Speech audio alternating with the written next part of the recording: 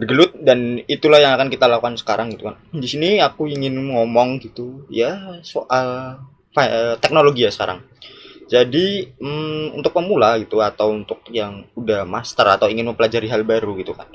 Nah, di sini aku mau membandingkan gitu kan. Setelah bertahun-tahun, ya setahunan lebih lah, jadi web developer sama mobile developer gitu kan. Ya, ngembangin satu dua sama sambil ngerjain tugas kuliah juga gitu kan. Itu mana yang menang menurutku gitu, dan realitanya di pasar gimana gitu kan. Di market gimana? Apakah banyak pekerjaan dari web atau banyak pekerjaan dari mobile gitu kan. Nah, terus di sini ya aku akan membuat dari presentasi ya kan. Jadi kalian bisa ngeliat dan segala macamnya daripada aku ngobrol-ngobrol gini. Karena kalau ngobrol-ngobrol gini memang lebih mudah, kalian bisa mengerjakan hal lain sambil dengerin gitu kan. Tapi ada beberapa poin yang harus ditekankan gitu. Jadi langsung aja gitu ke PPT-nya. So ya, ini di sini web versus mobile, mana yang menang gitu kan. Ada logonya, ada Laravel, React, Kotlin sama Flutter gitu. Jadi kita langsung aja, kita next. Nah, di sini kita kan cuma ngebahas front end-nya aja kan, karena mobile gak bisa back end ya kan, dan back end itu will different level gitu. Dan di sini aku mengedepankan tiga hal: bahasa, tampilan, dan transmisi datanya gimana. Jadi pertukaran data mungkin antar layar mungkin, dan untuk ke back end-nya gimana, ngambil data, nampilin data gimana gitu kan. Dan ada grafik di sini, dan itu nggak relevan ya, supaya lebih cantik aja. Nah, di sini biar fair gitu kan, biar fair gitu kan. Di sini kita akan ngebahas dua gitu, native versus native dan framework versus framework gitu. Dan mungkin akan menimbulkan perselisihan, mungkin kalian bisa komen di kolom komentar untuk ibaratnya menambah wawasan yang lain ya kan. Nah, di sini mungkin ya kesepakatan dulu gitu kan. Jadi sini terpakai library yang pendukung yang wajib banget ya kan. Seperti mobile ya paling enggak ya ada retrofit dan segala macamnya gitu kan. Yang pokoknya yang bener-bener wajib lah kayak gitulah. Sedangkan native web juga sama gitu kan. Tapi native web kayaknya nggak perlu library sih. Karena setauku cuma HTML, CSS sama JS ya. Dan mungkin itu gitu kan. Lanjut aja. Nah, di sini native web menurutku gitu. Dia prosesnya tuh bisa reaching customer lebih gampang gitu.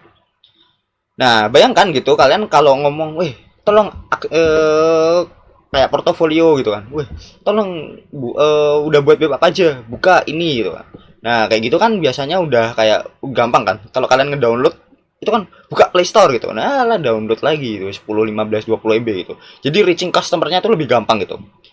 Nah, untuk selanjutnya itu bahasanya ya. Menurutku bahasa dari native web ini tergolong pretty straightforward gitu. Jadi tinggal terus ya tinggal masukin ada data, tinggal masukin gitu kan. Nah, menurutku bahasa ini agak sedikit agak kayak John Constantine ya kan. Kayak kita berjalan di dua dunia nih.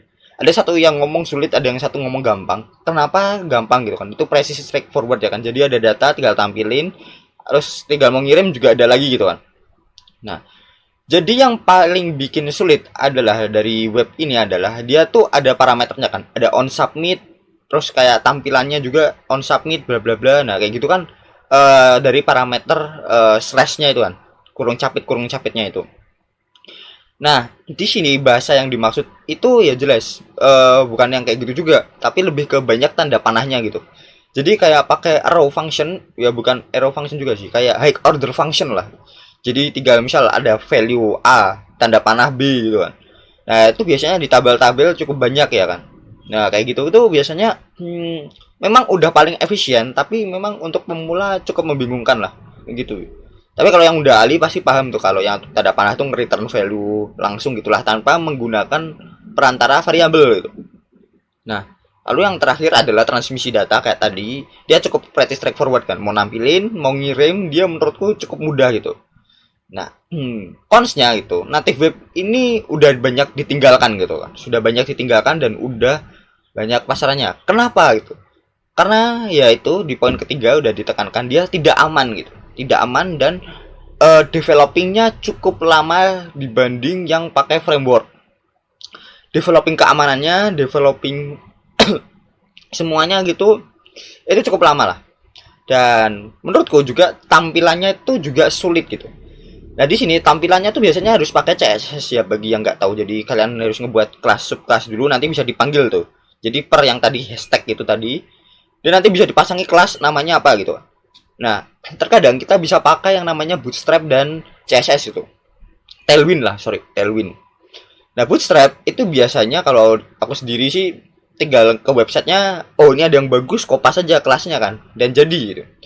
Sedangkan kalau yang Tailwind itu agak sedikit menantang lah, dimana dia berbayar ya, Tailwind komponen, Tailwind CSS. Nah, dari situ gitu, dia kadang ada dokumentasinya dan kita harus menghafalkan nih, MD4 itu apa, MD5 apa, dan segala macam kan. Dan terkadang untuk ngebuat sesuatu yang kayak responsif gitu, itu cukup susah ya. Terkadang yang cukup responsif itu yang cukup susah. Menurutku sih kayak gitu. Jadi ada customer, bahasa transmisi data tuh mudah gitu. Dan menurutku gitu, yang namanya core-nya itu ya ada tiga tadi ya, bahasa, transmisi data, sama tampilan.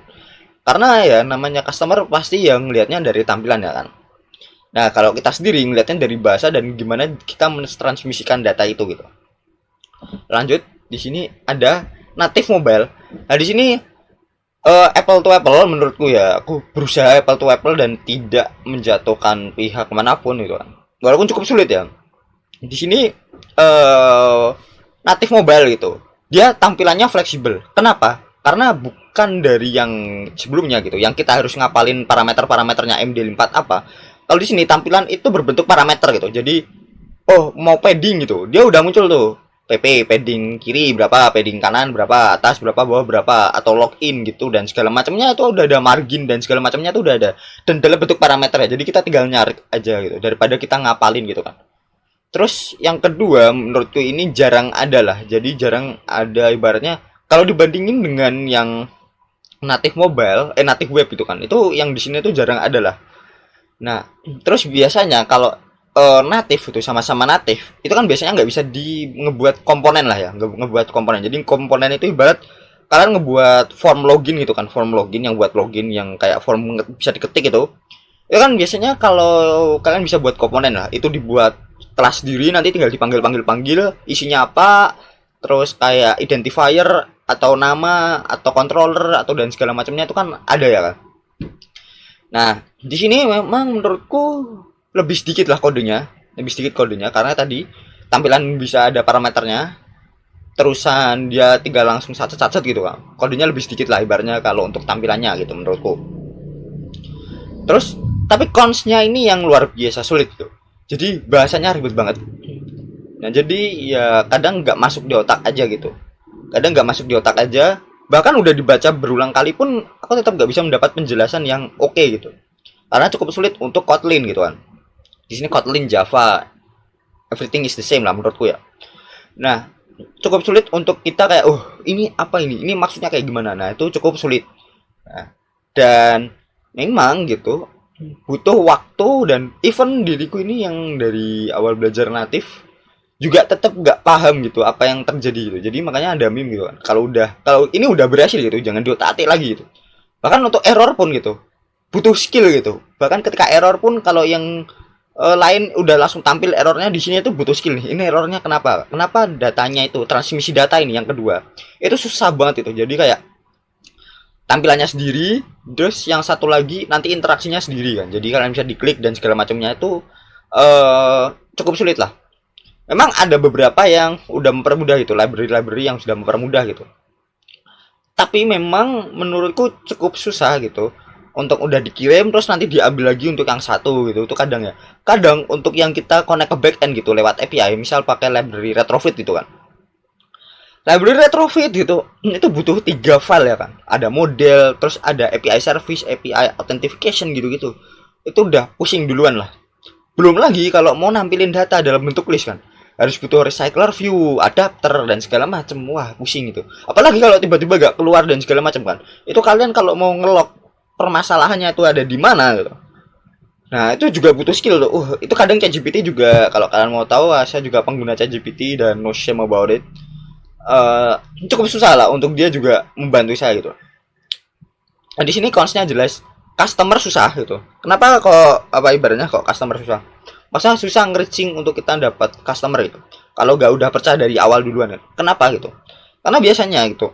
Kalau customer kan biasanya ke apa ya, Google Play Store lah, Google Play Store dan segala macamnya gitu.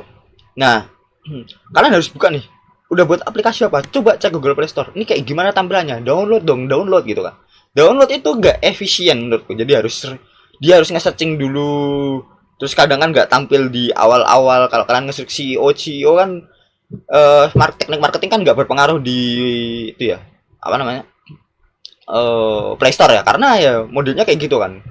Ya yang paling gue ya kayaknya Mobile Legend terus, atau kalau enggak ya bener-bener yang relevan aja gitu, yang udah top tier marketingnya gitu kan. Nah terus consnya ini berbeda dengan yang tadi itu, yang web. Di sini kalau kompleks itu lama banget.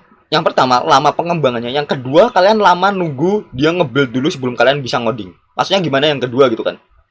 Jadi bayangkan gitu kalau kalian ngebuka Android Studio yang mana itu kayak apa ya, development integrationnya gitu kan, ya environment ed-nya gitu kan. Nah kayak gitu ya, environment ya bla bla integration bla bla itu kan, ya kan masih tahu lah maksud kan Android Studio kan. Jadi ketika kalian buka gitu, dia akan nge-refresh dulu library terus dan mungkin dan segala macamnya project kalian gitu kan. Semakin banyak file, semakin banyak library, itu lama banget. Nah jadi kayaknya kalian kalau mulai hari ini gitu kan udah banyak nih, itu tahun depan gitu, itu mungkin kayaknya baru bisa kalian ngoding lagi itu. Itu yang pertama. Yang kedua, kalau kalian pakai injection kayak koin, dagger dan segala macam gitu kan, memang itu akan ibaratnya memperapikan codingan kalian gitu. But in the end gitu, yang ada malah kalian juga ikutan migrain gitu kalau yang belum paham gitu. Nah, yang belum paham gimana gitu. Nah, udah kalau pakai dagger dan segala macam itu kompilnya bisa lama banget, 15-20 menit gitu kan. Nah kayak gitu sih. Jadi agak susah banget. Nah udah kompleks lama, jadi lebih banyak beratnya. Tapi memang dia prosnya menawarkan dia tadi ya, tampilan yang fleksibel, jarang ada, dan kode yang lebih sedikit itu. Dan kayak gitu dulu gitu. Mungkin kalau kalian ada pendapat lain bisa komen di kolom komentar ya. Nah di sini kita framework versus framework juga, mau web sama mobile. Dan di sini gak ada fase framework versus native ya kan, karena itu gak apple to apple. Kenapa gitu? Kalian pasti bisa bandingin lah, yang satu framework, yang satu native. Nah yang untuk di sini aku mau nambahin sedikit. Di sini untuk Kotlin ini yang native ini masih dipakai di beberapa hal ya kan, di beberapa perusahaan yang masih nyari lah ibaratnya native ini. Jadi kalian mungkin kalau masih belajar masih relevan lah kelihatannya. Nah, di sini nggak ada native versus framework karena itu bodoh dan nggak apple to apple. Langsung aja. Di sini ada framework web. Di sini aku memilih Laravel dan mungkin ada React, yang React itu library atau apa ya? Ya kita nggak percaya seperti itu ya. Prosnya dia tuh tampilan sulit tapi juga mudah gitu. Nah, sulit lah aku ngomong kayak gini ya. Jadi di satu sisi dia kalau kalian ngebuat tampilan gitu kan. Jadi di sini memang Laravel itu ada kental dengan konsep MVC-nya ya kan. MVC. Jadi view ya tampilannya aja gitu. Nah, tampilan dia sulit tapi sekaligus mudah karena tadi dia bisa ngebuat komponen, tuh dia bisa ngebuat komponen. Jadi komponennya bisa dikustomisasi, kalau mau diubah gitu kan dan segala macam. Tapi memang untuk membuat tampilannya tuh harus kalian ngeliat dulu kan. Oh, ini berubahnya kayak gini. Oh, ini berubahnya kayak gini gitu. Dan memang harus ada dokumentasinya mau pakai Bootstrap dan apa gitu. Jadi menurutku mudah tapi juga cukup sulit lah. Ya ini 50-50 lah ya. Nah, reaching customer tetap mudah gitu kan karena ya customer Indian tidak mempedulikan kalian mau pakai apa gitu kan, mau pakai Laravel, mau pakai React, mau pakai native gitu, atau pakai Next.js gitu kan, ya Indian sama aja gitu. Dia maunya website jadi dah kelar gitu. Prosnya dia aman gitu. Kenapa pakai framework itu udah ada set di keamanannya tuh udah di set lah ibaratnya. Walaupun aku nggak tahu aman-aman banget apa enggak, tapi yang aku cari isi aman gitu. Nah, consnya model Laravel ini dia pakai konsep MVC kan. Dia transmisi datanya tuh muter-muter. Kalau dari diriku sendiri menganggap itu cukup membingungkan karena mungkin pemula amatir gitu. Masih cukup membingungkan lah. Dia pertama dari transmisi datanya gitu kan. Jadi ketika kalian ngelempar gitu, ngelemparnya tuh bisa kayak dari controller dulu ke model baru dia nanti ke database gitu. Dari ke database terus nanti jadi Laravel ini bisa sekaligus backend ya. Jadi satu tampilan tuh semua komplit lah Laravel ini. Jadi dia konsep MVC-nya kayak ini sulit banget nih. Terus dapat data, terus kembali lagi ke controller, terus kembali lagi ke root, terus ke view. Nah, itu cukup sulit lah menurutku tuh, transmisi datanya cukup sulit ya kan. Muter-muter lah ibaratnya. Dan memang harus ngeliat tutorial dulu lah, dan bukan dokumentasi ya kan. Kalau kalian baru mulai web dari natif langsung Laravel, cuman ngeliat dokumentasi tau bisa, itu sebuah bakat yang mungkin sulit lah ibaratnya. Kenapa gitu? Karena ya cukup sulit gitu. Harus ada tutorialnya gitu. Harus ada tutorialnya, dan kalian benar-benar mulai dari nol lah. Nah, konsnya jelas pasaran gitu. Jadi banyak yang menganggap minimal bisa React, minimal bisa Laravel, minimal bisa kode Igniter, Next.js dan segala macamnya kan.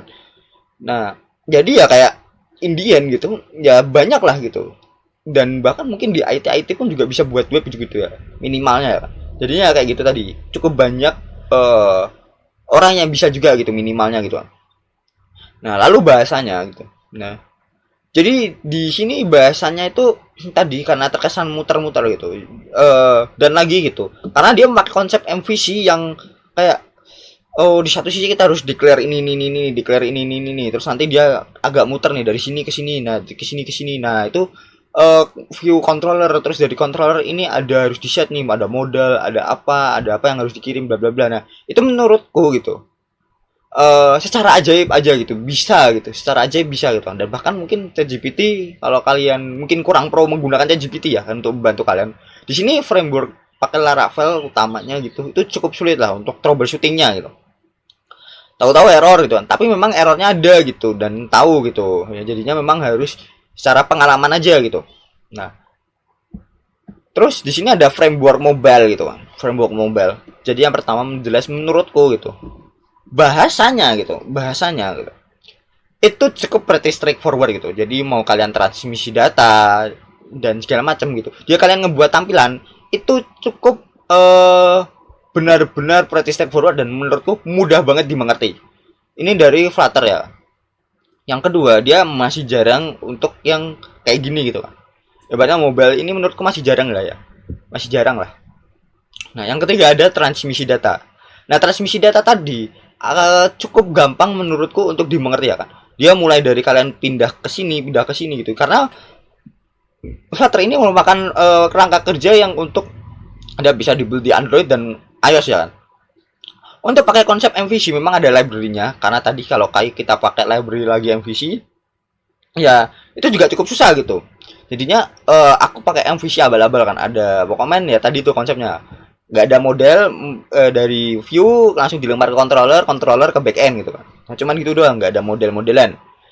Nah, di sini itu transmisi data gitu. Jadi dia udah ngesen pindah ke halaman yang satu ke halaman yang satu lagi datanya, atau pindah kemana-mana, atau ambil data atau ngirim data lewat HTTP, itu cukup gampang banget dan pretty straightforward, dan ngebuat tampilannya juga cukup gampang lah.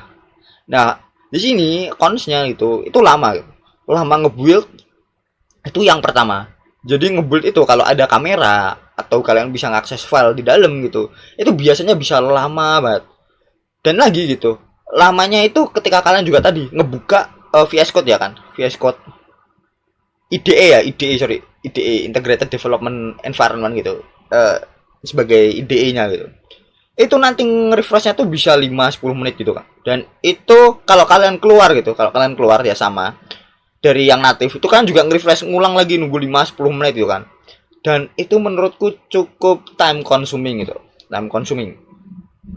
Nah, lalu cons dari Flutter ini sebagai framework mobile, dia persiapannya banyak buat, sumpah.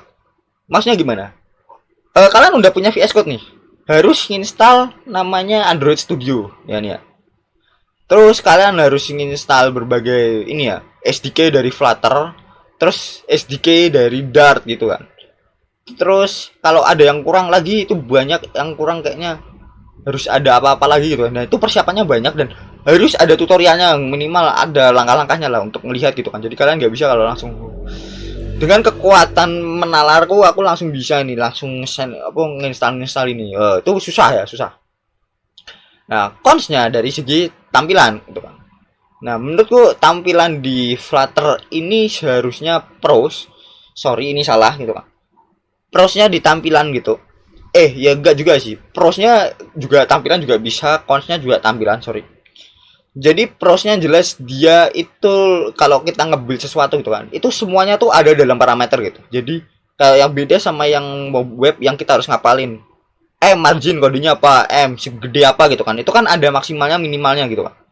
Nah, di sini tampilan di Flutter ini agak sedikit sensi ya. Sensi gimana? Jadi yang pertama gitu, kalau kalian ngelebihin layar kalian gitu, ngelebihin layar kalian gitu, itu nanti kalau nggak di set gitu, dia akan ada tulisan warning, warning, ada garis marka polisinya gitu kan. Kalau ini nanti ibaratnya nggak bisa nih kayak gini gitu, layarnya nggak cukup gitu kan. Nah, terusan gitu, kalau kalian pindah nih, kamu udah ngebuat, oh nih HP-nya bagus buat gitu kan, di tampilan kalian HP-nya bagus, pindah ke teman kalian yang HP-nya layarnya agak gede sedikit gitu kan, itu langsung kacau gitu. Jadi nggak semacam responsif gitu. Jadi nggak semacam responsif. Memang nggak semua. Memang kalau untuk ngeset responsif tuh is a whole another level lah gitu lah, ibaratnya. Nah tapi agak nyebelin aja gitu. Nah jadi yang satu udah oke, yang satu nanti kalau dipindah ke layar yang lebih kecil nanti langsung error semua. And it's absolutely membingungkan gitu. Jadi tapi memang kelebihannya kalau kan tadi margin kan nggak perlu ngapalin margin, udah ada parameternya gitu. Dan lagi dia juga bisa ngebuat komponen, walaupun di framework yang web itu juga bisa ngebuat komponen. Jadi ya kalian langsung tinggal sacet lah, tinggal panggil aja gitu. Nah, semakin banyak parameter berarti semakin bisa dikustomisasi dan minim pengodingan ya menurutku ya. Ya gitu sih. Nah, terus siapa yang menang dan kenapa gitu. Dan setelah aku ngomong semua ini, kalian pasti berpikir mobile yang menang ya kan. Nah, kalau aku udah berpikir seperti ini, kalian pasti sudah tahu lah kalau yang pemenangnya adalah menurutku adalah web. Kenapa? Di sini aku sudah mencari berbagai hal ya kan. Memang ada beberapa pengaruh gitu. Di job vacancy ini beberapa hal gitu. Ada pengaruhnya dan lebih banyak webnya gitu. Jadi web itu menurutku yang aku cari itu lebih banyak lah. Ya mau di perusahaan manapun minimal ada webnya ya kan. Ingat di perusahaan manapun bahkan yang sekecil itu biasanya punya web gitu, punya web ya. Tapi ingat nih, perusahaan yang kecil tuh kadang cuman sedikit yang punya mobilenya. Kenapa? Karena web itu untuk kita branding ya. Kita bisa reaching out customer gitu. Bisa reaching out customer tanpa dia perlu apa ya gitu. Coba cek ini www ini ya kan. Nah, tinggal kan ngecek kan. Kalau di Play Store, kalian mungkin nge-search di Google pun bisa langsung tampil tuh web. Tapi kalau nge-search di mobile, itu terlalu banyak aplikasi dan nggak bisa pakai teknik marketing SEO itu ya kan. Jadinya gitu.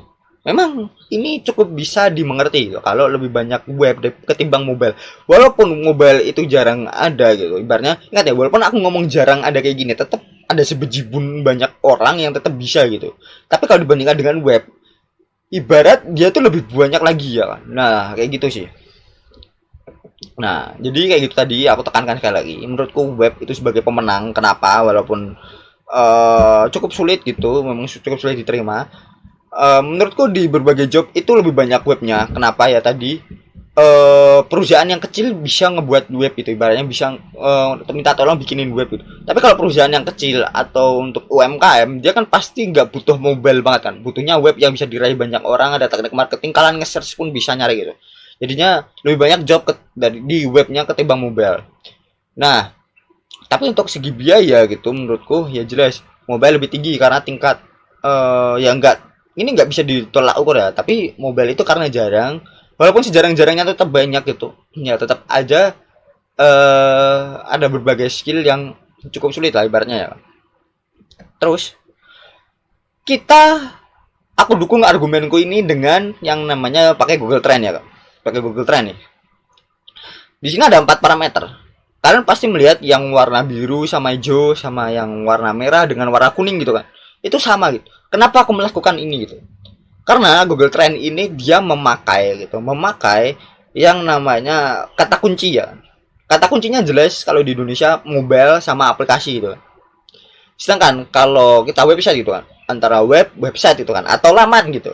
Tapi terlalu banyak kayaknya enggak.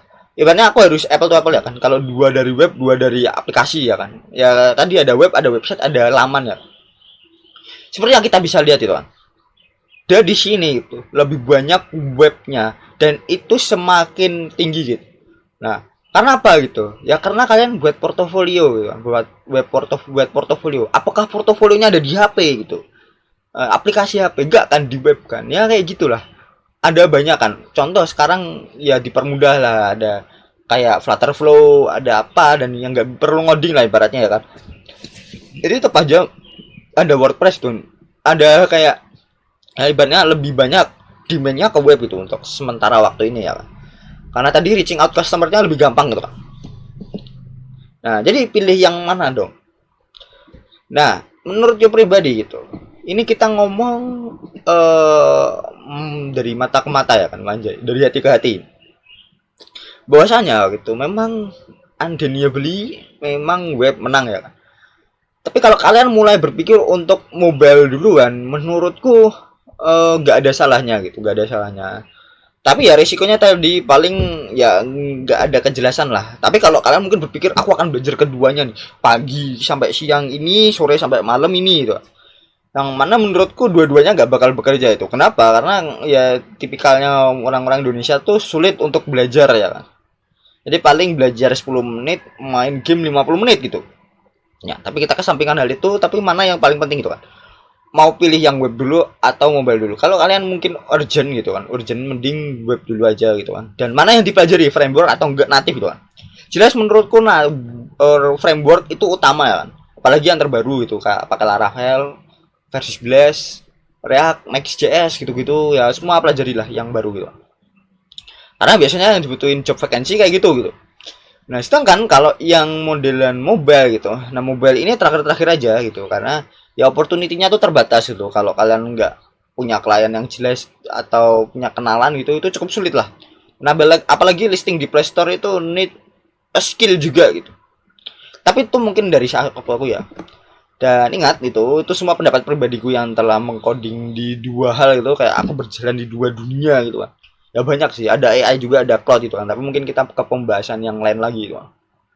Dan kalau kalian punya opini yang lain silahkan sampaikan di kolom komentar, dan jangan lupa untuk ya ibaratnya tetap menjaga sopan santun ya, ibaratnya kayak ya jangan, ya santai-santai aja lah, kita sharing-sharing aja gitu kan. Dan mungkin itu, makasih.